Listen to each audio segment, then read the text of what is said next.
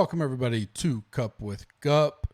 PGA final thoughts for the American Express. Wednesday, January 18th, coming to you a little bit later than planned. Had some family stuff come up that I had to take care of. Still get through this, and then we'll do final thoughts, rankings, all that stuff out here a little bit later this evening, and live E9 as well for the premium members. If you'd like to come join us, become a member, use code SMASH, get 20% off any package.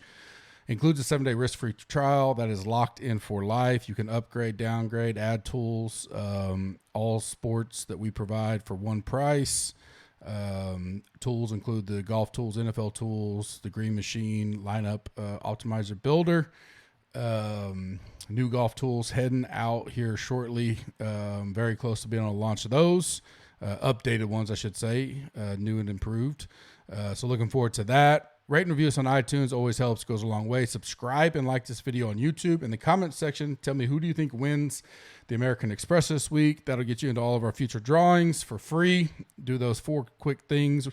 Rate and review on iTunes, subscribe, like this video, and leave a comment, and those will get you into the drawings when we start rolling them out. Probably do the first one around the Riv. Looks like we're going to have a Millie Maker for that, and then the Players Championship, and then we'll launch our big March to the Masters promo stuff here in a few weeks as well. Listener League is close to full. I think it's about 70-75% when I looked. Link is in the description. Hop in there. Let's fill that up. 3 max per usual. Trying to grow it as we head. I think we got up to 750 last year for the Masters. 200 this week. Got it out late due to Martin Luther King Day. The DK guys were off. So still filling up pretty quickly. For less than a day it's been out. Hop in there if you haven't already. My final thoughts, weather and course. Weather, I don't see anything really. There's a little bit of wind on, I think, Friday. I'll take one final look at that tonight before I put everything out. But because obviously if there was a distinct, hey, Friday's going to be the worst or Saturday's going to be the worst, it would give you a leverage to saying, you know, you don't want to play the stadium course on the worst day. Currently don't see it, even though the little part I saw on Friday was like a, you know, possibly 2 to 4 hour type deal. And it was more gusts, not consistent. That just wasn't enough to me. I put a lot of stuff out on Twitter yesterday talking about first round leaders, showdown, course rotation. I put up all the scoring, round 1, round 2, round 3. So you can go check that out on my Twitter if you want to.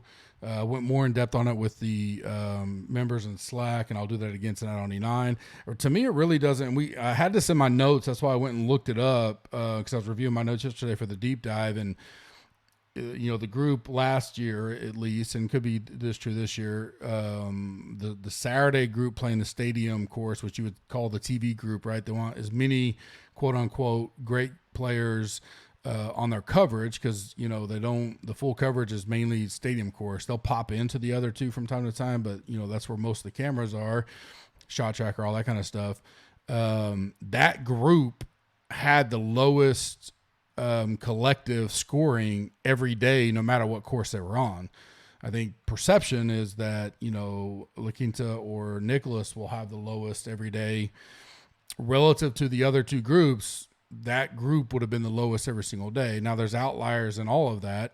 You know, Rom's not in that group this year. Now they have a few from the other two groups. And I think the reason why is they want some featured groups for the PGA Tour Live. You know, right now is the time they try to get everybody to buy in on that new year, new season, stuff like that. So I'm going to assume Rom's probably one of the featured groups either tomorrow, whenever he plays the stadium course, which I believe is tomorrow. Let me pull it up real quick. Actually, I have it here.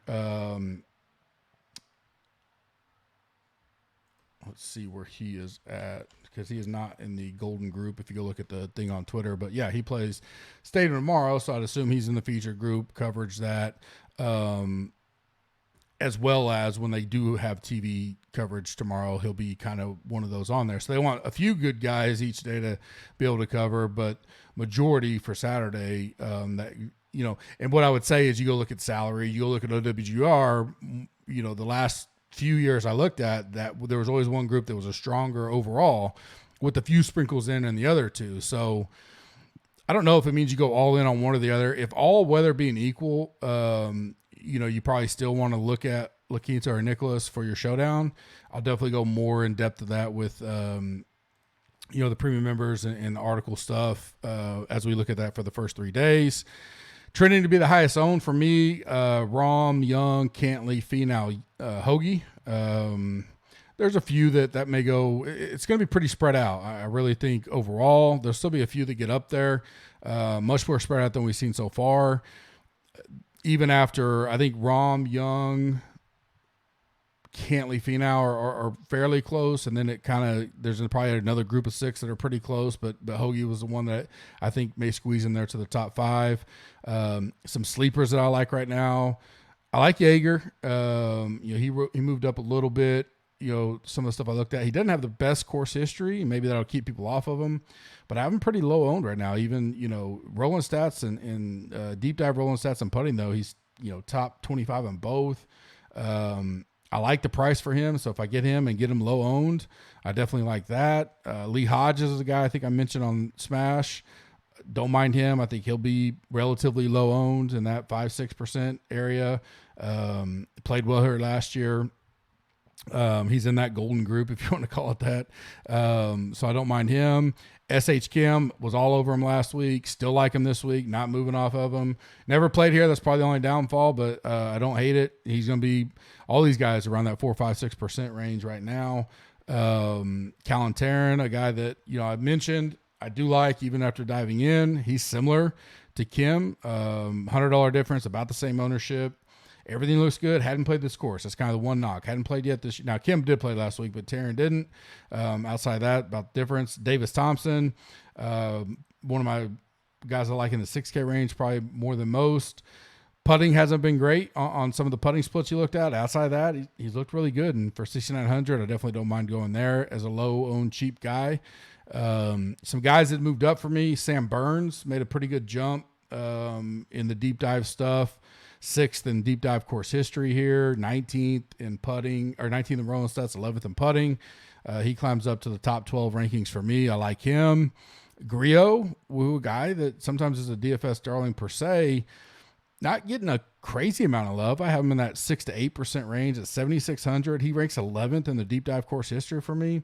I like that. And then Luke List is a guy I think I mentioned a little bit in Smash Squad, but the putting is what it is, but when you look at his course history here in deep dive, he's done well. He's 24th. He's cheap, 7,200. I think he's going to be 3, 4, 5% owned.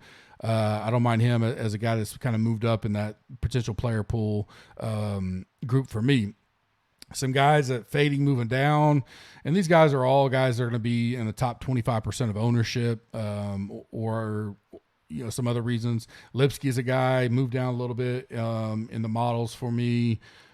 Or the rankings for me after the deep dive. He's coming in 10+%, getting talked up a little bit after last week's, deservedly so, but that 7,300, I just mentioned so many guys that are half the ownership that I like, just as much or better. And I'm getting some leverage there. Will Gordon, same thing. I liked him a little bit. Kind of look at the deep dive course history. He ranks 101st in the field. I don't like that per se. He's getting a little bit of love after last week, 9, 10, 11% range in that 7,400, that 71 to 7,500 range. There's so many guys that if it's really close between them and I can get half the ownership or so, I'm going to move off of that. Adam Hadwin, a guy that I thought was going to kind of be on my radar. Great history here, 19th in the deep dive, 35th in putting. But he's going to be, I think, 11, 12% owned at the 8,200 mark. That's high for the 8K range.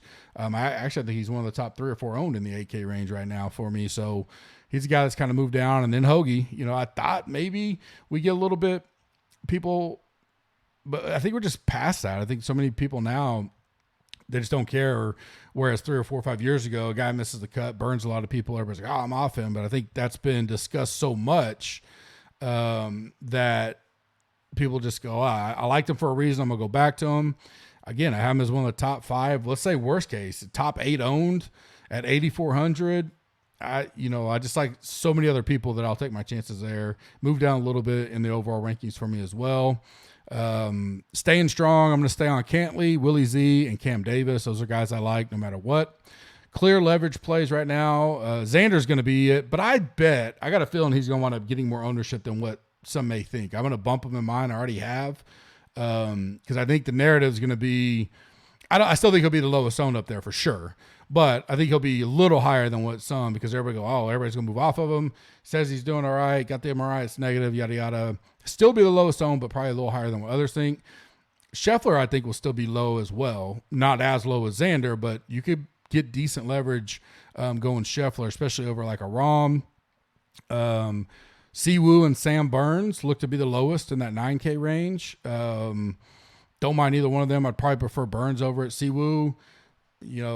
Won last week. Do people dive off him? And I said this in Smash Factor, just who he is around, I think people would go, like if he was priced 8,200 or, something like that, I think who he'd be around there, they'd be like, I'll take a chance on him, because he's played so well here. I think he's literally, what is he?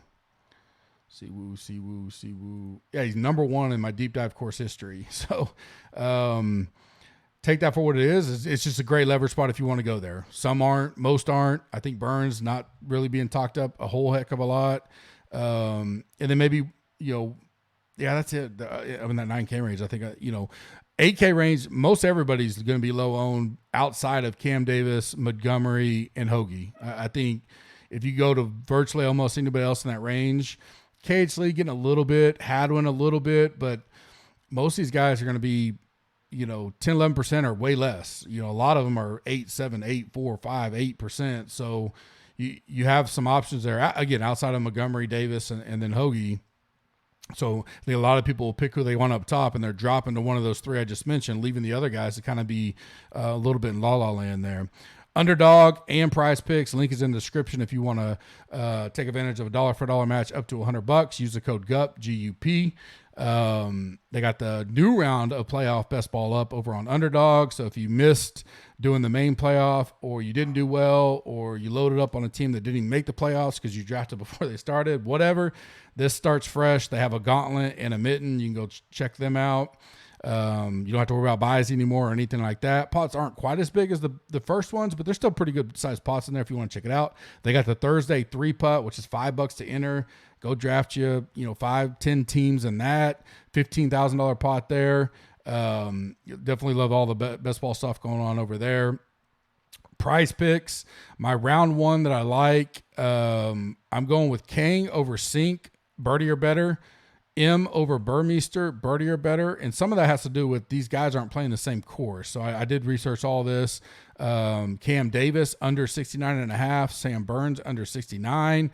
Those are my 4 favorite. You can add a couple to that and get you a 6-pack, pays 25x. If you go 4 or 6 or better, you still make a little bit of money back. I think 4 or 6 pays like 0.4 back, and then 5 or 6 pays double your money. So I don't mind doing those. My final one and done for the week, my final 5 that I'll be choosing between is Cantley, Willie Z, Davis, Sung Jae, and Sam Burns. Don't forget to use Smash, 20% off. Includes a 7-day risk-free trial. Look forward to having you come try out the site. Hope you guys have a great rest of your Wednesday, and good luck this week, and we'll talk to you soon.